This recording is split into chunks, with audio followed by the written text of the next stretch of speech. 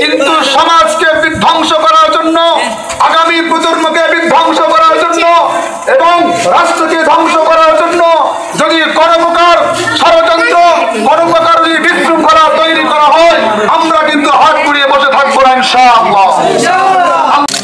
الحمد لأهله والصلاة لأهله أما بعد فقد قال النبي صلى الله عليه وسلم الله لعن الخمر أو كما قال النبي صلى الله عليه وسلم। যেহেতু সময় খুব স্বল্প, আমাদের স্পষ্ট ভাষায় বক্তব্য হলো, এই এলাকা কিংবা ওই এলাকা সকল স্তরের মানুষ কেউ আমাদের শত্রু নয়, ঠিক কিনা?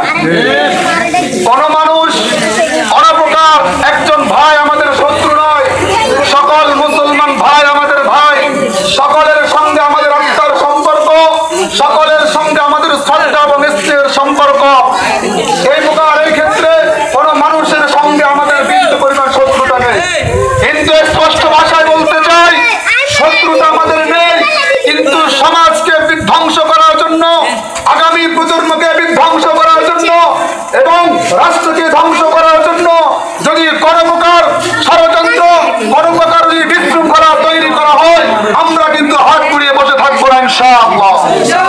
আল্লাহ রাব্বুল আলামিন আমাদেরকে এভাবে আগামীতে সব ধরনের অন্যায় বিরুদ্ধে একতাবদ্ধ হয়ে সংগ্রাম করার তৌফিক দান করেন। আসসালামু আলাইকুম ওয়া রাহমাতুল্লাহ।